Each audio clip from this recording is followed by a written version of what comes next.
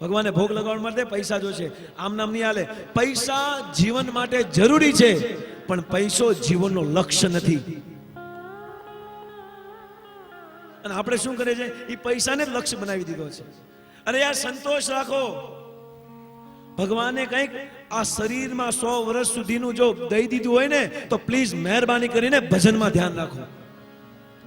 તમે કહેજો ના ના ના ના, મારે મારા છોકરા માટે રાખવું છે, છોકરાને મહેનત ન કરવી પડે ને એટલા માટે કમાવું છે. અરે તમારો છોકરો એવો નીકળો ને, તમે જેટલી મહેનત કરી લ્યો ને એક ઝટકામાં ઉલાળી નાખશે. કારણ કે પૈસો તમારી ઈચ્છા પ્રમાણે નહીં રહે, તમારા કર્મના ફળ પ્રમાણે રહેશે. અને તમારું ઘર ગરીબ હશે અને તમારી પાસે એક નયો પણ નથી, પણ જો તમારો દીકરાના ભાગ્યમાં વધારે હશે ને, તો એ દીકરો તમને કરોડપતિ બનાવી નાખશે. અને જો તમે કરોડપતિ હશો પણ એ દીકરાના લખણ ખરાબ હશે, એનો સંગ ખરાબ હશે ને, તો તમે ભેગા કરેલા જે રૂપિયા છે ને, આને પાણી કરી નાખશે. મત રખો આસક્તિ સંસાર में. अगर प्रेम करो હોય તો ભગવાન કૃષ્ણને કરો. હકીકતમાં અહીંયા પર બધા વડીલો બેઠા છે, સદ્ધર અને અદ્ધર, અને પ્રાર્થના છે કે જો ભગવાન આપને એટલું આપી દે ને કે હવે બહુ વાંધો નહીં આવે, તો પ્લીઝ ભજન કરો. કારણ કે અંત સમય, એટલા માટે એક સંત કે છે, હું જ્યારે મરું ને ત્યારે મારી સામે કોઈ ન હોય, કોઈ ન હોય. કારણ કે જો મારો સગાવાલો કે દીકરો કે દીકરી કે હો કે દીકરાનો દીકરો કે મારી ઘરવાળી કોઈ હશે ને, અને જો મારી રુચિ એમાં રહી ગઈ ને, તો ભગવાન કે છે યમ યમ વ્યાપી સ્મરણ ભાવમ ત્વજૈતંતે કલેવરમ તમ તમ વેતિ કૌંતેય સદા તદ ભાવ ભાવિતઃ. જે ભાવથી, જે સ્મરણથી અંત સમયમાં મળતી વખતે તમે સ્મરણ કરતા કરતા શરીર છોડશો ને, એવું જ તમને બીજું શરીર મળશે. એટલે આસક્તિ છોડો યાર, આ જગતમાં આસક્તિ છોડો. એટલા માટે કોણ હોય અંત સમયમાં મારી સાથે, ઇતના તો કરના સ્વામી જબ પ્રાણ કરશે. इतना तो करना स्वामी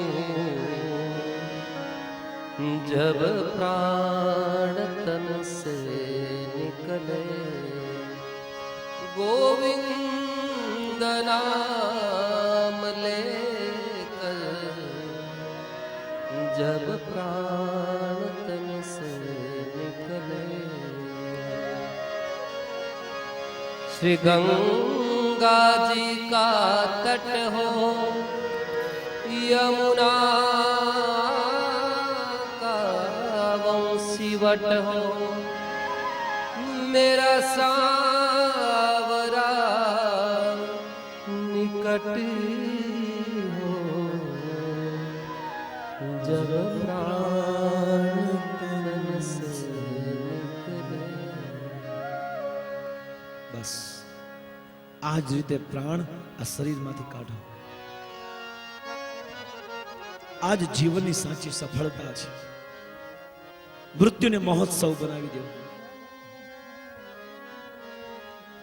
સંત ગંગાજળ, યમુના, બંસીવટ, અરે પ્રભુ કદાચ કાંઈ નહીં આપો ને, તો તમારા એક ભગતને સામે ઉભો રાખજો. કારણ કે આ જગતમાં ભગવાન, તમે તમારા ભક્તના હૃદયમાં છો. કદાચ તમારે દર્શન ન દેવાય તો કાંઈ નહીં, તમારા ભગતને મારી સામે મોકલી દેજો. મને વિશ્વાસ છે કે હું તમારી પાસે આવી જઈશ. કારણ કે આ તો મરવાની કળા છે. The art of the successful death. મૃત્યુ પામવાની કળા, મૃત્યુને ભેટવાની કળા, મૃત્યુ સાથે વિવાહ કરવાની કળા, એ છે ભાગવત. ભાગવત મરવાની કળા શીખવાડે છે. પરીક્ષિતને મરવાની કળા ભાગવતે શીખવાડી છે, એમ આપણે બધાએ પણ મરવાની કળા આ ભાગવત પાસે શીખવી છે. પણ ગોવિંદ નામ લેકર જબ પ્રાણ તન સે નિકલે. હે કૃષ્ણ, હે ગોવિંદ, તારું નામ લઈને આ પ્રાણ નીકળે. આસક્તિ એટલો આસક્ત ભરત મારા થઈ ગયા કે હરણ હરણ હરણ હરણ એકવાર રાત્રે હરણ કંઈક બહાર નીકળી જાય છે અને હરણને ગોતવા માટે આ ભરત મહારાજ પાછળ દોડે છે. એ હિરણ, એ હરણ, તું ક્યાં ગયો? તું મારો પ્રાણ છો, તારા વગર હું નહીં રહી શકું. એટલો આસક્ત થઈ ગયો હરણ. રાજ્ય, પદ, પ્રતિષ્ઠા, પત્ની, પુત્ર બધું છોડીને આવ્યો, પણ છતાં પણ અંદરથી આસક્તિ ન છોડીને એટલે હરણમાં રહી ગઈ.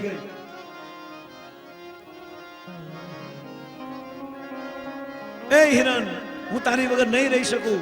કારણ કે એટલો પ્રેમ કરવા મળ્યા ભરત મહારાજ કે હિરણને પોતાની સાથે સુવડાવતા અને ચુંબન કરતા જેમ એક પિતા પુત્રને કરે એમ.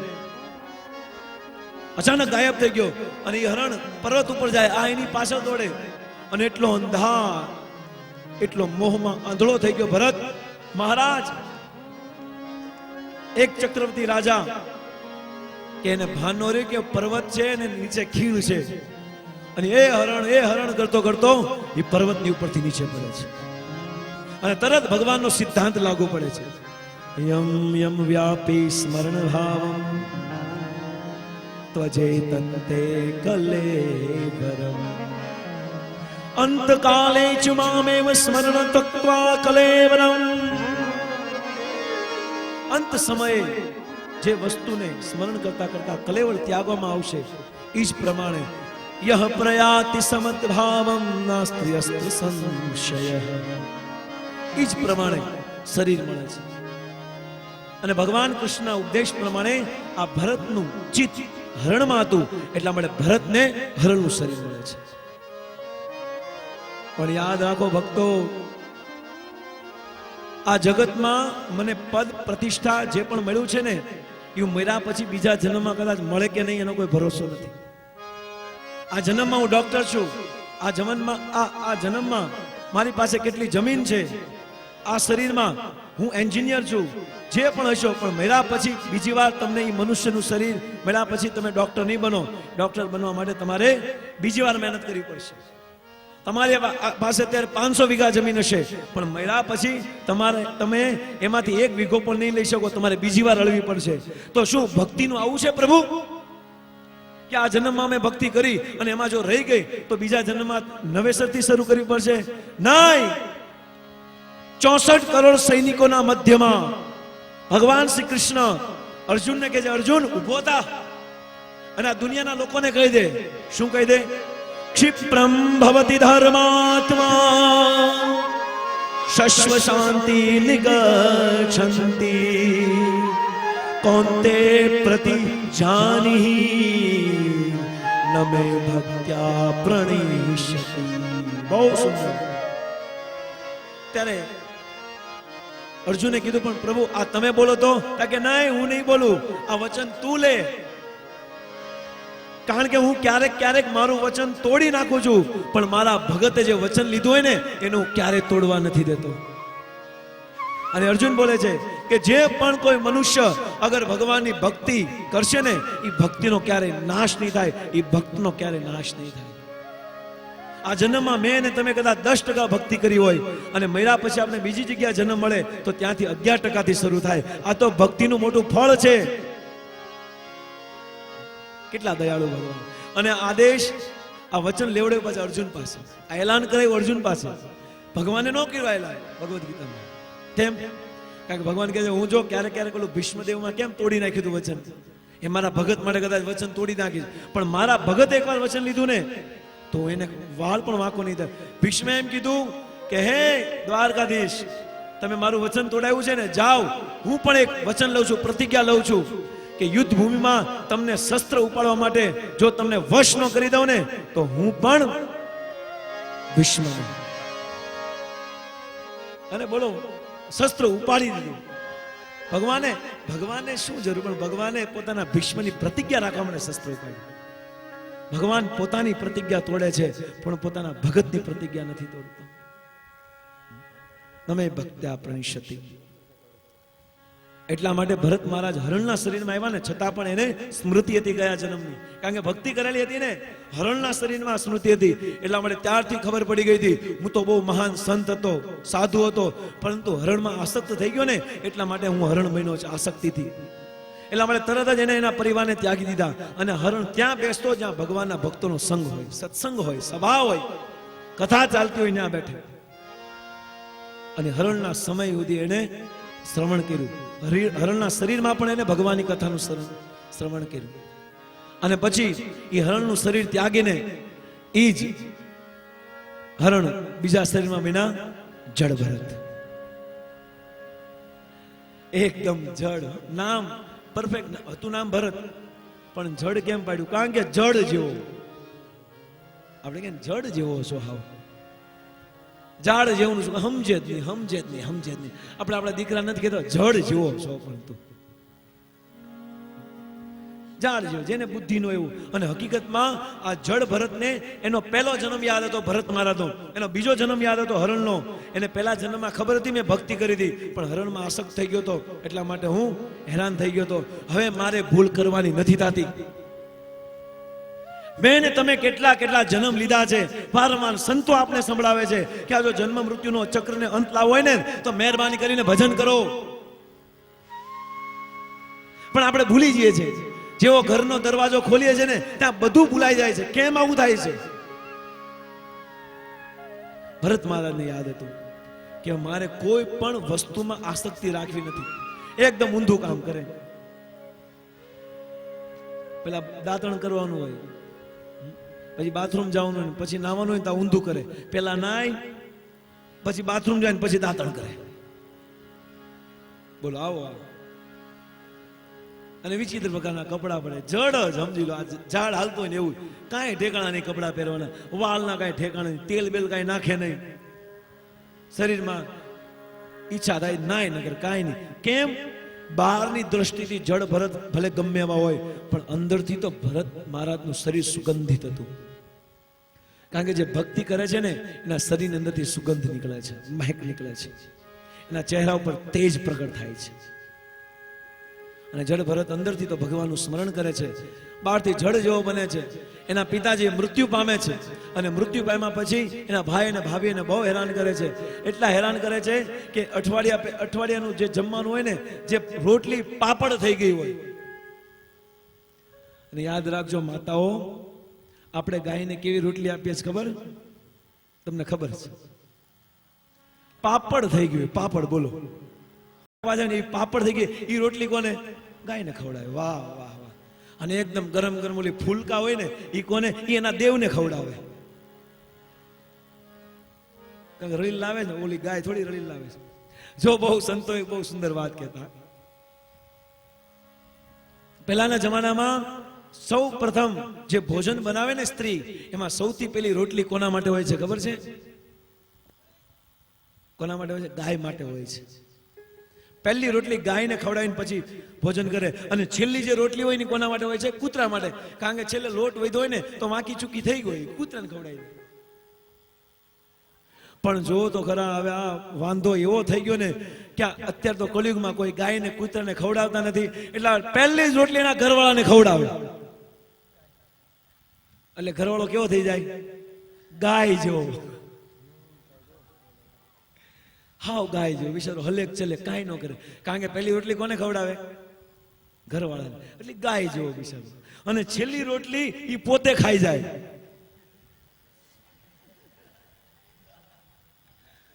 એટલે ભોગ ભોગ જ કરે. કૂતરું શું કરે? હું તમે મોડા આવો છો, લાવ્યા કે નહીં? આ સીઝન છે જમરૂકની સીઝન. જમરૂક લાવ્યા, કેરીની સીઝન. બગ બગ ભોંક ભોંક ભોંક ભોંક કરે. છેલ્લી રોટલી ખાઈ ગયા ને બેન. અને લો દેવ કાંઈ બોલે નહીં. કારણ કે કેમ? શાંત. ગાયની રોટલી ખાધેલી છે. जब से विवाह किया है तब से हमने नियम लिया है कि हम गाय के रूप में ही रहेंगे. शांत. અને જબ સે સ્ત્રીએ વિવાહ કર્યો છે ત્યારથી અમને નિયમ લિયા હે કે હમ સમજી જાય. આ નિયમ હતો. એટલા માટે જડ ભરત ને આવી રોટલી ખાય. પણ જડ ભરત ને કોઈ ટેન્શન નહીં. ક્યારેક ક્યારેક 15 દિવસે નો ખાય, મહિને નો ખાય. બોલો, આવો જડ. અને પછી એના ભાભીએ કીધું કે સાંભળો છો તમે, આ તમારા જડ જેવા ભાઈને છે ને આ ઘરમાં ન રાખો, કે કામ ધંધે લગાડો. પણ એ કામ ધંધે લગાડો તો બાફી મારે છે. કોકની આગળ લેવાનો એને દઈ દે છે, જેને દેવાનો એને આગળ લઈ લે છે. આવા ધંધા કરે છે. ચોપડામાં હિસાબ મિસ્ટેક કરે છે, એટલે ધંધામાં હાલે એમ જ નથી. તો એમ કરો, ખેતરે લઈ જાઓ, ખેતી કરાવો. એ કે એમાં હાલે એમ નથી. તો કે એમાં શું કર્યું? એ કે ઘરના ખેતરની જગ્યાએ બહાર કોકનું ખેતર ખેડીને આવે છે. હવે આને શું કરું? કે આવાને શું કરાય ખબર? કે શું કરાય? આવાને એ ખેતરમાં ઓલા ચકલા આ પાકને ચણી ન જાય ને એટલા માટે ઓલા ચાડિયા બનાવે ને, અને ચાડીઓ બનાવી દે, ઓલું પૂતળું. અને આ પૂતળું, અને આને કીધું એ પૂતળું, આ તો જડ, તમારે જે બનાવ્યું બનાવો, કાંઈ ટેન્શન નહીં. બોલો, હકીકતમાં જડ ભરત જેવો આપણો સ્વભાવ હોવો જોઈએ. કાંઈ ટેન્શન નહીં. ક્યાં લઈ જાઓ? હાલો, આજ ખાવાનું નહીં મળે, કોઈ વાંધો નહીં. આજ આમ છે, કોઈ વાંધો નહીં. આ મહિને કાંઈ રેડા નહીં, કોઈ વાંધો નહીં. આ વર્ષ બહુ ખરાબ ગયું, આ વર્ષ, કોઈ વાંધો નહીં. આવા જડ જેવું બની જવું જોઈએ. અને એ એક પૂતળું બનાવી દીધું એનું ચાડિયાના રૂપમાં, કે એનથી કંઈક. અને એવામાં નરબલી ચડાવવા વાળું એક ગ્રુપ હતું, ટીમ હતું, જે લોકોને, જે કાળિકાના ભક્ત હતા, એ નરબલી ચડાવે કાળીને પ્રસન્ન કરવા માટે, માતાને પ્રસન્ન કરવા માટે. યાદ રાખો, માતા ક્યારે પણ બલિથી પ્રસન્ન નથી થતી. માતા ક્યારે પોતાના દીકરાને કાપે નહીં, માતા પ્રસન્ન ન કરી શકે. તો આ લોકો ગોતતા હતા નરબલી, અને એમાં હટ્ટો કટ્ટો માણસ મળી ગયો, મસ્ત એકદમ જડ ભરત. કે ઉપાડો આને. અને આને ઉપાડ્યો, અને ઉપાડ્યો ને કે તને ક્યાં લઈ જઈશ ખબર છે ને? તા કે ક્યાં? તા કે કાપવા માટે. કે કોઈ વાંધો નહીં. બોલો, આવું હોવું જોઈએ. અને નવડાવ્યો ને દોવડાવ્યો, કેટલા દિવસનો બિચારો નાહ્યો નહીં હોય, કેટલો મેલ નીકળ્યો હશે. નવા કપડા પહેરાવ્યા, અને એકદમ કંકુ બંકુ છાટીને, કાળિકાનો એકદમ ચહેરો હતો, જીભ બહાર કાઢેલી, એની નીચે હુડાયો. અને હુડાવીને તરત ઈ જે સરદાર હતો, એ માતાનો ભગત હતો કાળિકાનો, અને તલવાર લીધી, અને તલવારથી જેવું ગળું કાપવાનો પ્રયાસ કર્યો ને, ત્યાં તો ઓલી કાળિકાની મૂર્તિ ફાટી. અને ફાટીને તરત જ એ માતાએ એની તલવારથી જે પશુ બલિ ચડાવવા હતા આ બધાને મારી નાખ્યો. અને જે જડ ભરત હતા એને આલિંગન કરીને કીધું છે કે આ જગતમાં ભલે મારો ભગત હોય, પણ કોઈ વ્યક્તિ ભગવાન કૃષ્ણના ભગતનો વાળ વાંકો કરવાનો પ્રયાસ કરે છે ને, એના હું રેશન કાર્ડમાંથી નામ કાઢી નાખીશ, બધાને ઉડાવી નાખીશ. કૃષ્ણનો ભક્ત જે છે ને એ શ્રેષ્ઠ છે. અને માતાએ જોયું કે આ તો મારા સ્વામી કૃષ્ણનો ભગત છે, અને એને મારવાનો પ્રયાસ કરે છે. જેટલા લોકોએ મારવાનો પ્રયાસ કર્યો બધાના વિધ્વંસ, નાશ. તો આ જડ ભરતને તો કઈ ટેન્શન નહીં, એ તો મસ્ત સૂતો હતો. બોલો, હવે તમને કીધું કે હાલો અહીંયા એક જણને હોવાનું છે અને તલવારથી તમારું ગળું કાપવાનું છે, તો એ ભાઈ દેખાય જ નહીં, વગર ચપ્પલે ક્યાંનો ક્યાંય પહોંચી જાય, ઘેટી બાર પાલિતાણે નીકળી ગયો હોય. ઓલાને કોઈ ટેન્શન નહીં કે મારો કાપો, કારણ કે અહીંયા કાંઈ ફરક, કારણ કે શરીરમાં આસક્તિ જ નથી. અને એવામાં એ જ સમયે એક પાલખી ઉપાડીને એક ગંગાસાગર, એક રાજા રહુગણ જઈ રહ્યા હતા. પણ એ પાલખીમાં એક વ્યક્તિ ઓછો હતો, ઘટતો હતો, અને ત્યાં જ આ લાઈનમાં ઊભો હતો. અને ભરતને હટ્ટોકટ્ટો જોઈને કીધું, એ ભાઈ હાલને થોડી સેવા કરતા, કે હાલો. તો કે પાલખી ઉપાડવે, કે હાલો. પાલખી ઉપાડીને અંદર પાલખીમાં રાજા બેઠેલો. અને રાજા બેઠેલો તો પાલખી ઉપાડવા માટે 4 વ્યક્તિ હતા, અને બહુ સુંદર રીતે પાલખી હકાવતા હતા, ચલાવતા હતા. અને એવામાં જડ ભરત તો બહુ જીવ પ્રત્યે પ્રેમી હતો. એટલા માટે વચ્ચે કીડી નીકળે ને તો ઠેકડો મારે. ઠેકડો મારે એટલે કે પાલખીનો એક જે ભાગ પકડેલો હોય ને એ આમ થાય, એટલે રાજા બેઠો એ આમ થાય. આ વારા ઘડી રોદા આવે, એ કે પાલખીમાં રોદા કેમ આવે છે? અને પછી એના સેવકને, એ કોણ છે? ત્યાં કે અમે તો બરાબર આ પાલખી ચલાવીએ છીએ, પરંતુ એક નવો જે માણા આપણે લીધો ને એમાં કઈ લેવાનું નથી. તો કે ઊભી રાખો પાલખીને ઊભી રાખો. અને પાલખીને ઊભી રાખીને કે અહીંયા આવ. એટલે પાલખી ચલાવતા નથી આવતું બરાબર તને? એ તો જડ કાંઈ બોલે નહીં. આ રાજા છું, આ રાજા પૃથ્વીનો રાજા છું, અને રાજા પાલખી ઉપર બેઠો છે, ને આમ પાલખી હકાય, ભાન નથી પડતી, બુદ્ધિ નથી તારામાં. અરે કીડી મને તો મરવા દેવાય, પણ મને કઈ નુકસાન ન થવું જોઈએ. અને જેવું આવું બોલ્યો ને ત્યાં જડ ભરતનો મહારાજ મગજ ગયો. ચૂપ કરો, શાંતિ રાખો. આ તમે જે રાજા કહો છો ને, હું રાજા જ હતો. આ રાજા બહુ બોલો છો ને, હું રાજા હતો. ભરત મારું નામ હતું, પરંતુ આ સંસારના ભોગમાં એટલો હું પડી ગયો ને, તો હું અત્યારે જડ બની ગયો. અને પછી એટલો સુંદર ઉપદેશ આપે છે કે આજે રાજા છો ને, કાલે રંક બનશો. કોઈ ભરોસો નથી આ જીવનનો કે આજે ભગવાનની કૃપાથી તમને સારું પદ આપ્યું હોય ને તો ક્યારે ભગવાન લઈ લે ને એનો પણ ભરોસો નથી. એટલા માટે આ શરીર ઉપર અભિમાન નહીં કરો અને વાસ્તવમાં આત્માનો એકમાત્ર લક્ષ્ય છે ભગવાન કૃષ્ણ સાથે સંબંધ જોડો, ભગવાનને પ્રેમ કરો અને ભગવાનની ભક્તિ કરવી, એ જ માત્ર ધર્મ છે. અને ત્યારે રાજા રહુગુણે સાંભળી લીધું કે ઓહો હો, આ તો જળ લાગતો હતો પણ આ તો બાપ રે બાપ મહાન સંત છે. અને પછી કીધું કે તમે કોઈ સામાન્ય નથી, કૃપા કરીને તમે મને જ્ઞાન આપો. અને ત્યારે બહુ સુંદર રાજા રહુગણને જ્ઞાન આપે છે. રહુ ગણેશ તપસા નયાતિ ન ચૈજ્યા નિવર્તાદ ગૃહદ્યા ન છંદસા ન એવલ જલ અગ્નિ સૂર્યે વિના મહત્પાદ રજોભિષેકમ વિના મહત્પાદ રજોભિષેકમ. હે રાજા રહુગણ, જ્યાં સુધી મહાપુરુષો સંતો વૈષ્ણવના ચરણની રજ જ્યાં સુધી એનો અભિષેક ન કર્યો, જ્યાં સુધી માથા ઉપર ન ચડાવીને, ત્યાં સુધી કોઈ કામનું નથી.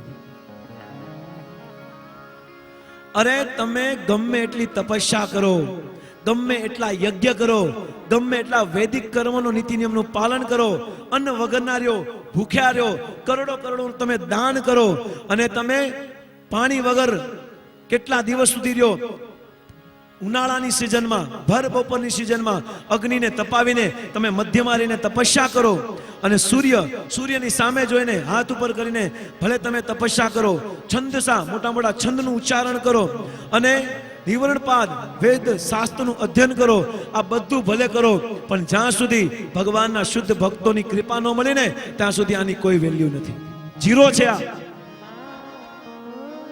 અને જ્યારે આ વસ્તુ જ્ઞાન પ્રાપ્ત થયું ને, બાપ રે,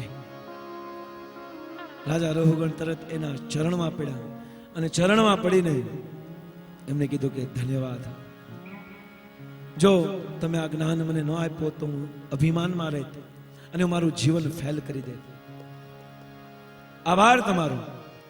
અને પછી એ જ રાજા રહુગણને ઉપદેશ આપ્યો, અને ભરતજીએ રાજા રહુગણના પ્રશ્નનું સમાધાન કર્યું, અને રહુગણનો સંશય નાશ થયો, અને ભાવાટવીનું સ્પષ્ટીકરણ કર્યું, ભરતજીના વંશનું વર્ણન કર્યું, ભુવનકોશનું વર્ણન કર્યું, ગંગાજીનું વિવરણ, અને ભગવાન શ્રી કૃષ્ણે ભગવાન શિવે કરેલી સંકર્ષણની સ્તુતિનું વર્ણન આવે છે, અને ભિન્ન ભિન્ન ખંડોનું વર્ણન આવે છે, અને કિમ પુરુષ અને ભારત વર્ષનું પણ વર્ણન આવે છે. કિમ પુરુષ ભારત વંશ, છ દ્વીપ તથા લોકાંતરનું વર્ણન આવે છે, અને સૂર્યના રથનું અને તેની ગતિનું વર્ણન આવે છે, ભિન્ન ભિન્ન ગ્રહોની સ્થિતિ અને ગતિનું નિર્માણ, શિશુમાર ચક્રનું વર્ણન આવે છે, રાહુ વગેરેની સ્થિતિ અને અતલ લોકનું વર્ણન આવે છે, અને સંકર્ષણનું વિવરણ અને એની સ્તુતિ આવે છે, અને પછી નરકનું વર્ણન આવે છે. શેનું વર્ણન આવે છે? નરકનું. બ્રહ્માંડના 14 લોક છે, 14 લોકનું વર્ણન છે, અને પૃથ્વીની નીચે અંતિમ લોક પાતાળ, તલ વિતલ તલાતલ મહાતલ રસાતલ પાતાળ. પૃથ્વીના દક્ષિણ ભાગમાં એટલે કે નીચે 99 યોજન ખોદશો ને તમે, નીચે જશો ને એટલા, તો તમને એક લોક મળશે. જે રીતે ઉપર ભૂવ સ્વર્ગ લોક છે, ઉપર મહર લોક છે, તપલોક છે, સિદ્ધ લોક છે, પિતૃલોક છે, અને બ્રહ્મલોક છે. એમ નીચે તળમાં 7 લોક છે, ને ઉપર 6 લોક, ને 7મો આપણે વચ્ચે આપણે છે. ટોટલ 14 લોકનું એક બ્રહ્માંડ છે, જે બ્રહ્માંડ ભગવાન વિષ્ણુના રોમ છિદ્રમાંથી નીકળે છે. તો આ પૃથ્વીના નીચે દક્ષિણ ભાગમાં જતા એક પાતાળ લોક છે, અને પાતાળ લોકમાં એક નરક આવ્યું છે. નરકનું વર્ણન આવે છે, ધ્યાન સે સુનિએ. અને એ નરકનું વર્ણન આવતા જ 28 પ્રકારનું નરકનું વર્ણન છે. શું છે નરક? નરકની પરિભાષા શું છે? નર ક એટલે કે નહીં, અને નર એટલે કે મનુષ્ય. મનુષ્યને રહેવાનું જે સ્થાન ન હોય એને કહેવાય નરક. હાલાકી અન્ય શાસ્ત્રમાં તો ઘણા પ્રકારના નરકનું વર્ણન કર્યું છે, પણ ભાગવતમાં ખાલી 28 પ્રકારનો નરક. નરક એટલે શું પ્રભુજી એ અમને કહો. જેવી રીતે ઇન્ડિયાની ગવર્મેન્ટે, ઇન્ડિયાની સરકારે, ભારતની સરકારે જે નિયમ બનાવ્યો હોય, જે કાનૂન બનાવ્યો હોય, આ કાનૂનનો અગર ભંગ કરે તો એના માટે જેલમાં નાખવામાં આવે. અગર કોઈ ચોરી કરે, અગર કોઈ લૂંટફાટ કરે, અગર કોઈ વ્યક્તિ ખૂન કરે, બળાત્કાર કરે, કોઈને છેતરે, ખોટું બોલે, માંસાહાર કરે, આ બધા જે અલગ અલગ કાર્ય જે છે, દારૂ પીને કોકને મારે, મારપીટ કરે, આના માટે બધા માટે સરકારે અલગ અલગ જેલ બનાવી છે કે ભાઈ આને 6 મહિનાની સજા, આને 1 વર્ષની સજા, અને 5 વર્ષની સજા. કારણ કે અમને આ બધો બહુ અનુભવ છે, કારણ કે અમે જેલમાં જઈએ છીએ ને એટલે જેલમાં જઈએ છીએ એટલે કે પ્રચાર કરવા માટે જઈએ છીએ. અમારું હર અઠવાડિયેના જેલમાં પ્રોગ્રામ છે. સચિન રોડ ઉપર મારા ખ્યાલ પ્રમાણે ગુજરાતની મોટી જેલ બની છે, લાજપોર જેલ. આ લાજપોર જેલમાં 1253 કેદીઓ છે, પુરુષો, અને 60 સ્ત્રીઓ છે. આ જેલમાં છે બધા. એમાં કોકને 5 મહિનાની, કોઈને 6 મહિનાની, કોઈને વર્ષની, કોઈને આજીવન, બધી કેદ. પણ અમે ત્યાં આ 7 દિવસની કથા કરી પહેલા, કારણ કે અમને પરમિશન મળી. સેમિનાર કર્યો અમે, અને સેમિનાર કર્યા પછી અમે વીકલી પ્રોગ્રામ શરૂ કર્યો. હર અઠવાડિયે ત્યાં જઈએ છીએ. અને આજે એવો સમય છે કે આજે લાજપોર જેલમાં દરરોજ સવારે 8 થી 10 મંગળા આરતી થાય છે, અને બધા કેદીઓ મહામંત્રનું ઉચ્ચારણ કરે છે. આ ભગવાનના નામની મહિમા છે. અને ત્યાંના સુપ્રિન્ટેન્ડન્ટ જે હતા, બારોટ સાહેબ, જાની સાહેબ, પાંડે સાહેબ, આ બધાએ કીધું કે અમે અત્યાર સુધી મહેનત કરીને થાકી ગયા, પરંતુ કઈ વળ્યું નહીં. પણ કોણ જાણે આ હરિનામમાં કેટલી શક્તિ છે, જેના કારણે આ લોકો દરરોજ માળા લે છે, કેદીઓ. અને દરરોજ પ્રતિદિન માળા કરે છે, મંગળા આરતી કરે છે. મંગળા આરતી થાય છે ને, એ મંગળા આરતી કેદીઓ કરે છે. તો કેટલા સદભાગ્ય છે. એ જ જેવી રીતે કાનૂનનો ભંગ કરવામાં આવે તો એના માટે નરક બનાવવામાં આવ્યું હોય, એવી રીતે જ્યારે ભગવાન કૃષ્ણે બનાવેલા જે કાનૂન છે એનો કોઈ ભંગ કરવામાં આવે તો એના માટે ભગવાને નરક છે. નરક, નર્કલોક. અને માત્ર મનુષ્યની મૃત્યુ પછી જ નરકમાં જવાય છે, કારણ કે બુદ્ધિ મનુષ્યમાં છે.